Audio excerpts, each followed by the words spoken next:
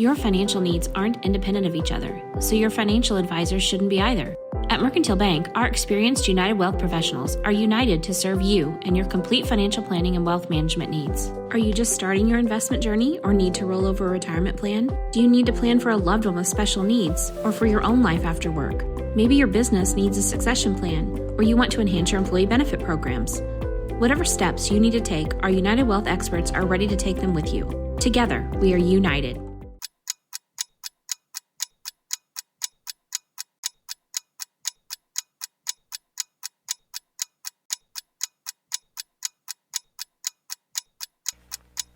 And now it's time for Minutes with the Mayor. Today, David Adam, our long-lost friend. How are you? I look good and your hair looks fabulous. Hey, thank you. Okay, I was going to ask that. Before we go any further, thank you to Mercantile Bank here in Quincy. I always tend to forget it, but we are very thankful for you to help us bring this to our community. And today I'm very thankful for Mr. David Adam sitting down with me. We haven't done this in a long time, right, have we? It's been a while. Yeah. Welcome back. I kind of knew the way here. Yeah.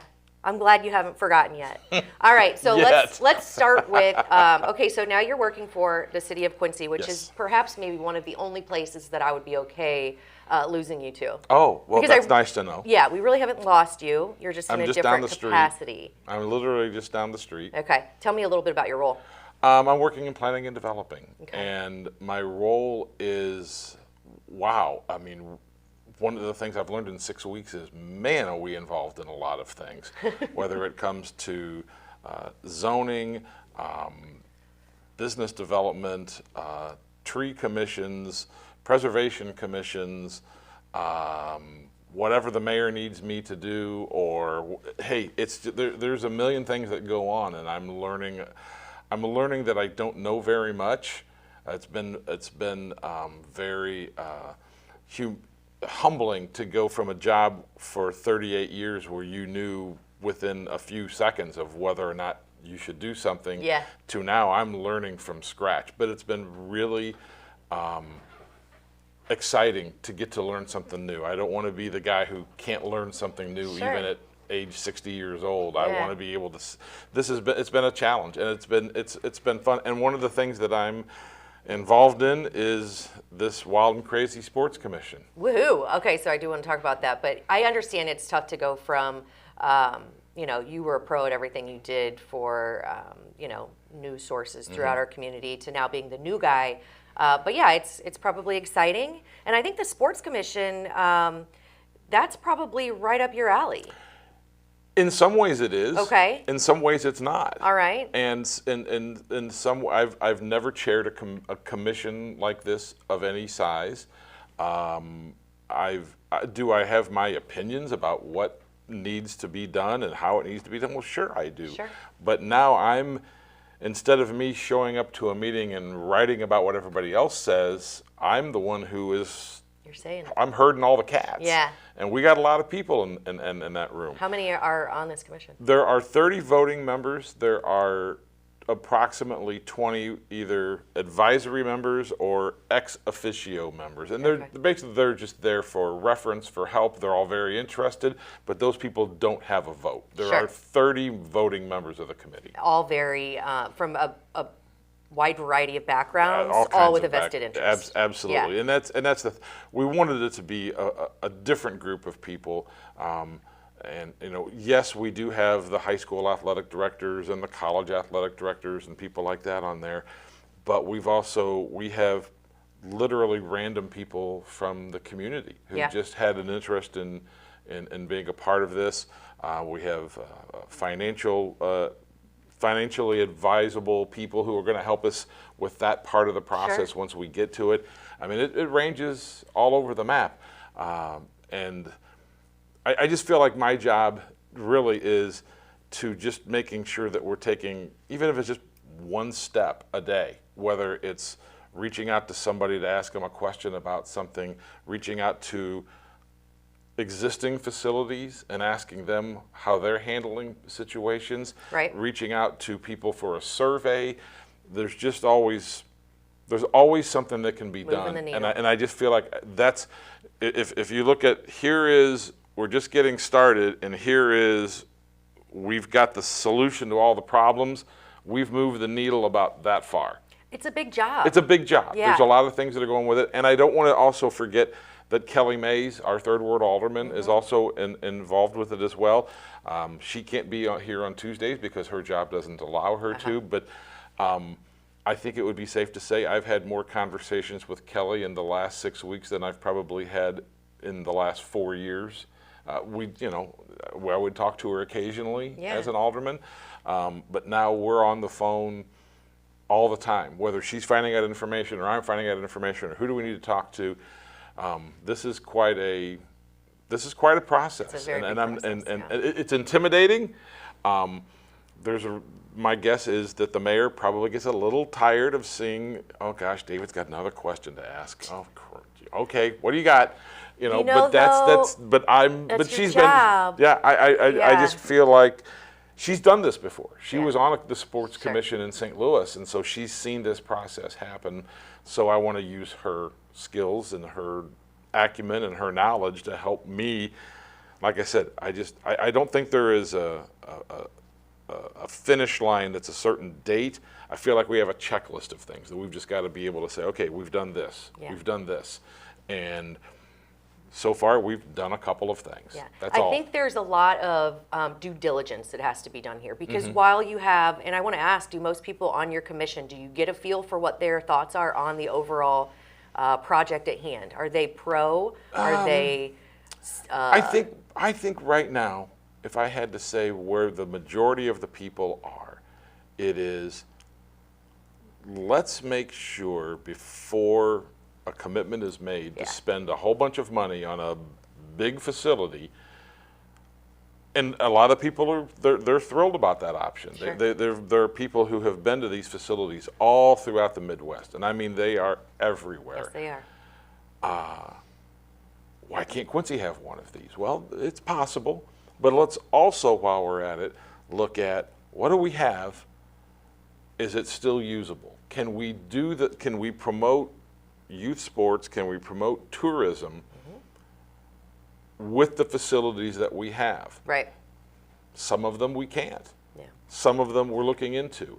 But I think that's where a lot of people are interested in building something. Everybody, It kind of, if you think back, remember when the school district was looking into building the new schools? And the question literally became, do we want to spend money on fixing the schools that we have, but it's going to take a lot of money to get them up to speed, or do you want to spend money on new buildings? We're not to that point yet to where we're able to say that. You're still at like a discovery period, right? Where you're trying to get 100%, kind of yes. Your arms wrapped around the entire, the entire scope of what it looks like to even start a project like this. Right. Should you even start? And that's why I want to make sure people realize there have been no decisions made of any kind. Okay. I mean that's if you're reading that somewhere, it's not true. False. It's just, I want to make sure that people understand we are talking to schools, we're talking to the Civic Center, we're talking with Sheridan Swim Club, we're talking with multiple people to say, what do you got? Yeah. What do you can you do this going forward? There's no reason to spend a lot of money if this can be done here in Quincy. But the question is, can it be done here? And you, like I said, you've got children who are traveling to all of these unbelievable sites that have multiple courts and multiple fields, and they're really nice. They are. And in fact, this past weekend I went to see one myself. My kids, by the time they stopped playing sports, these facilities hadn't been, most of them had never been built. So I went to Burlington this past weekend to go check out the bubble that they have up there to see how does this work? What do they have in here? Went to the new basketball courts at their Fun City facility. Yeah. I've got other trips that I want to make to be able to say, how did you do this? Why did you do this? Why did you put it here? I got a list for you. I have no doubt. There's some great ones out there that I'm curious. So which ones have you been to that you like? Well, so there's some in the Quad Cities. There's some in. Let me guess. In and TBK. Yep. In and that's around probably Chesterfield. been the one that I've been told the most. Yeah. Go see TBK. Okay, but we also have to keep. you know, of course we have grand hopes for this thing, but we have to keep it's got to be scalable, right? You can't just kick it off and make this huge thing that we can't support. Well, also, funding is a question. Also, unless the mayor has kind of got her cards held close to her chest, and she's like, "Well, I've got a donor who's going to give $100 million to this place. I'm just not going to tell people about it yet." Yeah. I mean, that's what's been interesting to find out is in my research on other facilities throughout the Midwest, and I would the number of ways these types of facilities have been paid for is remarkable. I mean, it goes all over the chart. I wrote down here, let's see here. Bonds, hotel taxes, tourism taxes, food and beverage taxes, private donations, state grants, business development districts, special service areas, public-private funding, naming rights. Those are just the ones that I could find. Yeah. I mean, it's been done a million different ways. There's a lot of different ways it can be done. Well, and you can combine all of those to make one big funding puddle that can help you, right? That's exactly what we've got to do is figure out what's best here. And you know, the one that I think I would like to have seen happen here, but I don't think it's going to happen, is there's a facility in St. Louis that is sponsored by CarShield. And basically, I'm fairly sure this is what happened. The people who wanted to build this facility said, "Hey, CarShield, can you help us out?" Yeah. And they said, "How much do you need?" And they said, $60 million. And the guy said, "Let me get my checkbook." Yeah. Yeah, I see Boom. those $60 things. million, done. Yeah. Now, that is probably the outlier. Yeah. But still. But the fact is, that happened. There are other places that have, I think a lot of people are excited because they see what's going on with the facility in Springfield. Because you drive by it, you can't hardly miss it when you're going by there. And so it's like, wow, what are they going to have in there? I know there's another facility that's going to be built in Muscatine, Iowa. I know Macomb, Illinois is looking at something. I know Collinsville, Illinois is looking at something.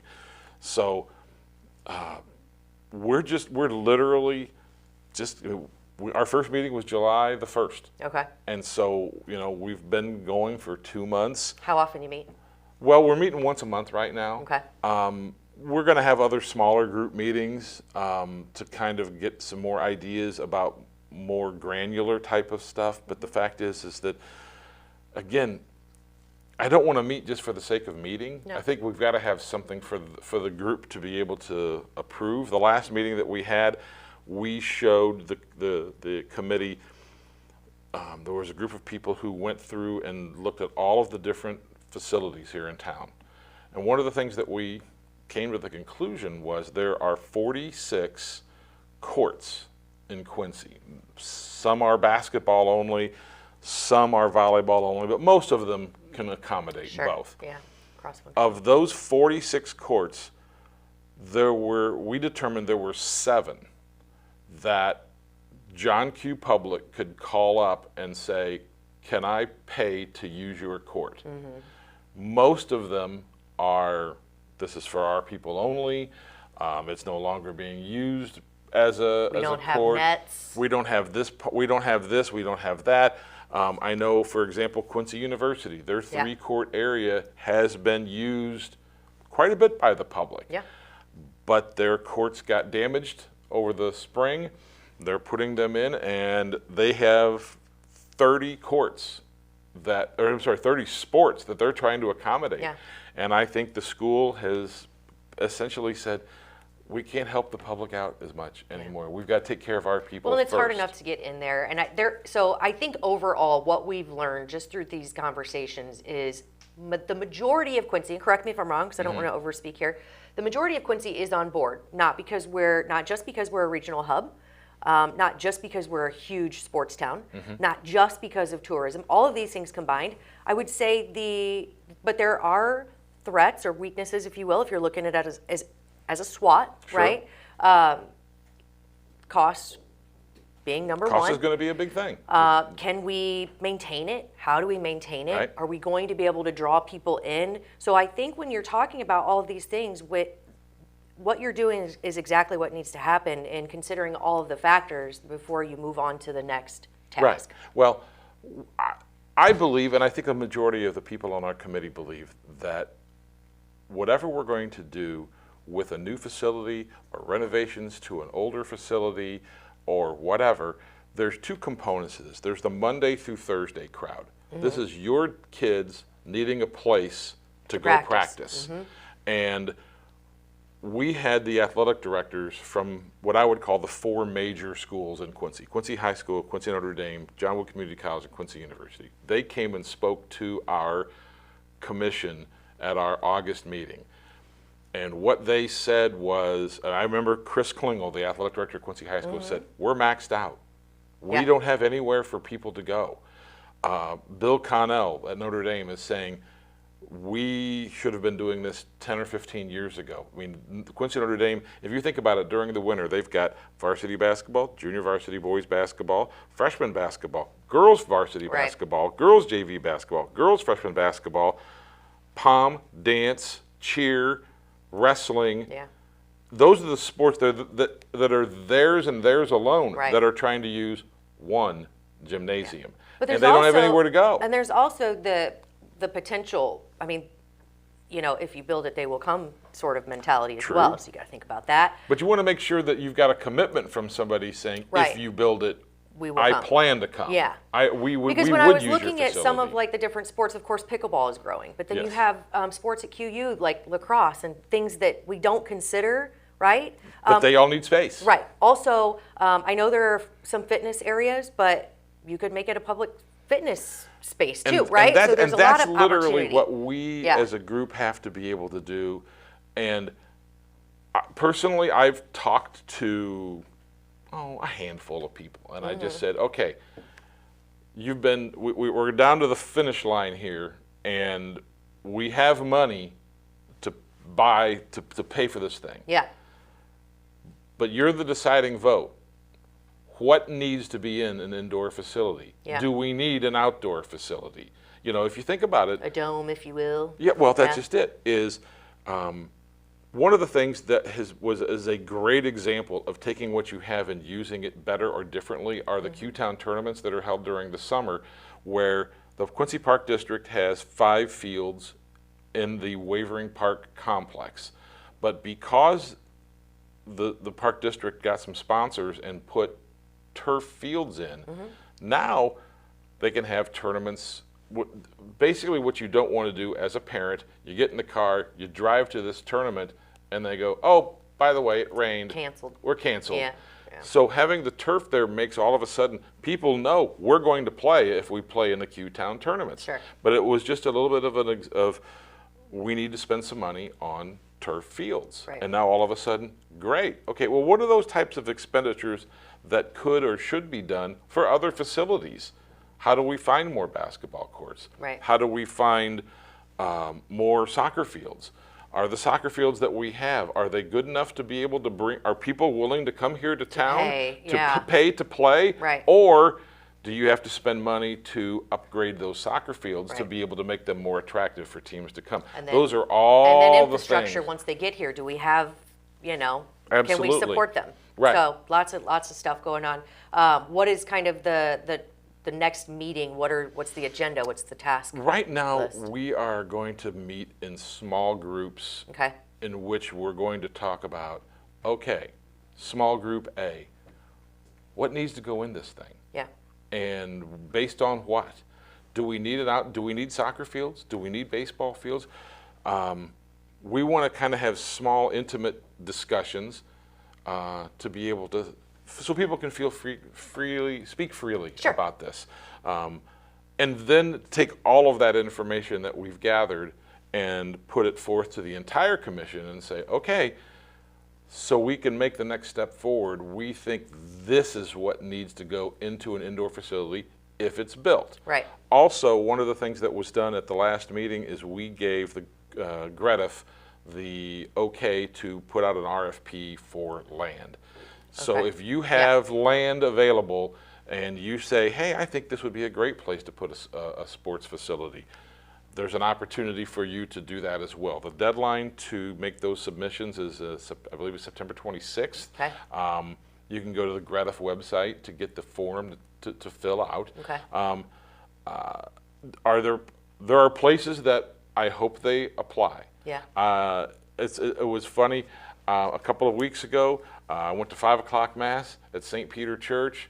Thought, here's a place where I'm not going to, I don't have to worry about the Sports Commission at all. Nope, sure enough, I got someone, hey. Don't you know better than that, David? Can I talk to you after Mass? Yeah. Sure, Yeah. let's talk. But that's good stuff, to me, though, though, it's people that they're engaged. interested. Yeah, they're engaged. Yeah. Will we be able to please everybody? Heck no. There's You know that too. Somebody's going to be upset with Yeah. this. But that's why we have so many people who are involved that we think, gosh, if our group of 50 can come to a consensus, then that maybe represents the majority of we hope that that's the vested way it's party going to be. in Again, Quincy, yeah. if you think back to when the schools were built, Yeah. there were two people, and I tip my hat to them. Todd Moore and George Cricard. Yeah. They were the guys who went to all of the community meetings and answered all of the questions as to why these 4 schools were needed. Sure. And they were the heroes of that entire project because the school board, by law, couldn't speak on it publicly. So Right. these two guys stepped up and explained to the community why this needs to happen. Okay. And I'm thinking to myself, well, if those guys can do it, maybe You're that's gonna what be I'm the going to next have to be hero the of the person. spo- of the I don't- sports community in let's not go down that road just yet. But I want to be able to say, it's kind of like my job as a journalist. I Yeah. want to be able to find all the answers, good, bad, pro, Sure. con, and say, okay, guys, here it is. Here's our findings. Let's make a And decision. let's make a decision. Yeah. Well, the task at hand is no small one, but it has the potential to be very beneficial to our community if done right. It could So, be, yeah. absolutely. Good luck with all of this. Thank you. Always here if you want any input. I always have an opinion I on know everything. you always have an opinion. So, I mean, I'm not saying I know all the sports, but I've been to a lot of facilities, and I think the one thing that I would caution is, don't plan on spending a bunch of money without knowing what kind of return we're going to get on it. Yeah. And that goes for consultants and plans and things before we have our I's dotted and T's Well, crossed. the city council, they've got the checkbook. They'll Yeah. tell us how much we can spend to There you find go. out information out. Okay. But it's an interesting process. It's unlike anything I've ever done, Sure. which is exciting. Very exciting, I mean, don't get me wrong. It's also like, what the hell am I doing? It's very intimidating, but I Yes. think they have the right person to lead the charge, and I have no doubt that you have an amazing crew that's going to help you make the best decision here. I sure hope so. I say to that, Godspeed and good luck, my friend. It's so great seeing you again. I can't wait to have you back so we can have some updates on how things are going. I would love to be able Okay. to.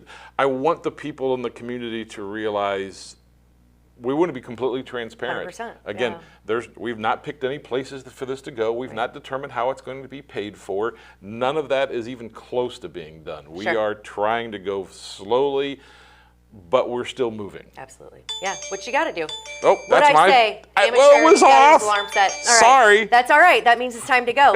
Yes, Mr. Adam, the buzzer thank you went so, off. Yes, thank you so much. It's been a pleasure catching up with you. And yeah, you'll have to come back. I plan to. Okay, perfect. Thank you so much. And thank you to Mercantile Bank here in Quincy. We appreciate your support in bringing this to everyone who's interested in it, which hopefully hopefully everybody is, because this affects all of us. Absolutely. So there you go. Stay tuned for more information from the mayor and everyone associated with the City of Quincy. We love bringing you the information, so hopefully you enjoy it. Your financial needs aren't independent of each other, so your financial advisors shouldn't be either. At Mercantile Bank, our experienced United Wealth professionals are united to serve you and your complete financial planning and wealth management needs. Are you just starting your investment journey or need to roll over a retirement plan? Do you need to plan for a loved one with special needs or for your own life after work? Maybe your business needs a succession plan or you want to enhance your employee benefit programs. Whatever steps you need to take, our United Wealth experts are ready to take them with you. Together, we are united.